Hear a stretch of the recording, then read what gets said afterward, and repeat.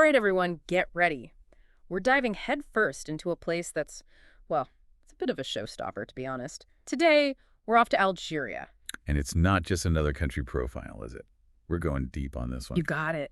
Algeria just grabbed my attention. This mix of ancient Roman ruins right alongside modern, bustling cities. Yeah. Oh, and did I mention the Sahara Desert cuts right through it? Yeah, you can't miss that. But that's what makes it so captivating, right? These stark contrasts. They aren't just on the map. They're kind of baked into Algeria's identity. Exactly. And when we were prepping for this, I kept thinking it's like a giant historical tapestry, right? With all these threads from different eras woven together. And honestly, you can't talk about Algeria without first untangling that whole fight for independence. Oh, absolutely. Over a century, 132 years under French rule. I mean, that leaves a mark. No kidding. So it's no surprise that you see this legacy everywhere you look. The legal system, French influence, the government, traces of it, even in the way people see themselves, their place in the world. It all ties back to that struggle. Right. It's not just dates in a textbook. It's active, a living legacy, you could say. It really is. And the more I dug into this, it's like layers upon layers. Before the French, you had the Ottomans in there. Another layer of cultural influence just gets piled on. Right. And hold on, it goes even further back. We're talking about centuries of Berber, Arab, Mediterranean cultures all converging. And to think you can still see evidence of that ancient past. I mean, those Roman ruins at Timgad and Tipaza, talk about a blast from the past. It just blows my mind, to imagine what was happening in those spots thousands of years ago. Oh, they're not just ruins. They're like time capsules. Timgad, for example. The way they built that city, the grid system, this massive theater, it screams Roman urban planning. It shows their influence on the whole region. It's incredible, right? Each era just leaving its own mark on the landscape. But you know what else is fascinating? How these historical layers, they kind of seep into the cultural blend. Officially, Arabic's the language, right? But walk down any street and it's like, bam, a mix of French, Berber dialects. It's lively. A linguistic tapestry, for sure. It highlights how different forces, colonization, trade routes, all of it, really shapes a nation's cultural identity. It's fascinating how it all comes together. It really is. And, okay, we can't talk about Algeria without bringing up the music scene. Specifically, Rai music. It was born in Oran, and it's taken the world by storm. It's globally recognized. But what I love about it is it's still deeply, deeply rooted in Algerian life. Absolutely. The lyrics often reflect, the everyday struggles and joys of the people. And that's the beauty of music, right? Yeah. It can transcend borders while staying connected to its roots. Rai is a perfect example of that. It embodies social change, gives a voice to the voiceless. It's like a window into Algerian society. It really makes you realize, even in our interconnected world, music is such a powerful tool. It's more than just sounds. It's expression, history, and culture all in one.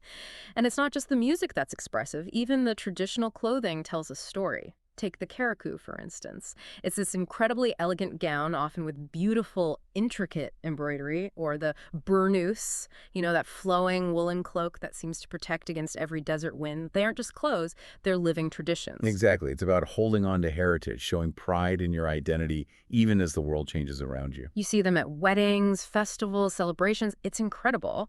And speaking of celebrations, we can't forget the food.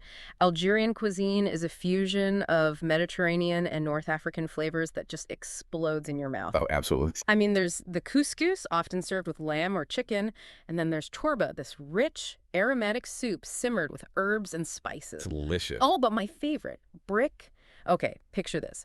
A crispy golden brown pastry filled with this savory mixture of egg and tuna, perfectly seasoned, a little squeeze of lemon, and bam, you're in food heaven. It's not just the food itself, right? It's about shared meals, the importance of coming together. Food becomes this way to connect, to celebrate, to pass down traditions through generations. It's fascinating how even the cuisine reflect their history. Like many of the spices they use, cumin, coriander, saffron, it all ties back to their Ottoman past and those old trade routes. It's like a delicious history lesson. And speaking of tradition, we can't forget the mint tea. It's more than a drink. It's like this symbol of Algerian hospitality. Go into any home, and you're likely to be greeted with a warm, welcoming cup. Oh, absolutely. It's a ritual, a way of saying, welcome, let's chat, let's connect. Love that. Okay, so imagine this. You've had your fill of delicious food, amazing music. Now it's time to feast your eyes on the landscapes. We're starting in Algiers, the capital. It's buzzing. French colonial architecture dominates the skyline, but as you wander, you find yourself in the Kasbah.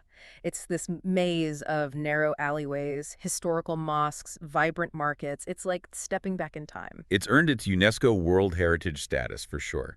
It's this incredible blend of architectural styles, Berber, Ottoman, French, all smashed together. You see it in the buildings, the winding streets, even the bustling squares. It's really unique. It's incredible how a place can hold on to so much history, you know? But as you soak it all in, get ready for a change of scenery, because just when you think you've seen it all, you find yourself amidst the vast sweeping dunes of the Sahara Desert. It's like the earth just decided to stretch out as far as the eye can see. It is truly awe-inspiring. But here's the thing, tucked away in this seemingly endless expanse, you stumble upon the town of Gardea, and let me tell you, it's a sight to behold. Gardea is in the Imzab Valley, Right. and it's famous for its architecture. They've adapted to a tough environment and created something beautiful. It's all mud brick buildings painted in these earthy tones that just blend right into the desert. It's really quite remarkable. Okay, so we've covered ancient history, vibrant culture, and landscapes that'll blow your mind. But what about Algeria today? It's a nation juggling modernization while holding on to its rich heritage. It's a delicate dance, right? So how does that actually play out in everyday life? It's not an either-or situation. Young Algerians, they're tech-savvy, globally connected, they're looking to the future, but their heritage is still a fundamental part of who they are. They're finding ways to bridge that gap, to balance progress with tradition. It's like that evolution of reggae music we talked about, right? Where a young musician in Algiers can seamlessly blend those traditional melodies with modern electronic beats. It's a new generation putting its own spin on things. Exactly. They're adapting, forging their own path, but they're not forgetting where they came from. It's Yeah. inspiring, really. It really is. And it reminds us that history isn't just something we read about in textbooks. It's a living, breathing force shaping our world in ways we don't even realize. I completely agree. So as we wrap up our deep dive into this incredible nation, I have one last question for all of you listening. If you had the chance to experience Algeria firsthand, what would call to you the most? The energy of Algiers, the silence of the Sahara, or maybe just the taste of a perfectly made brick? Think about it.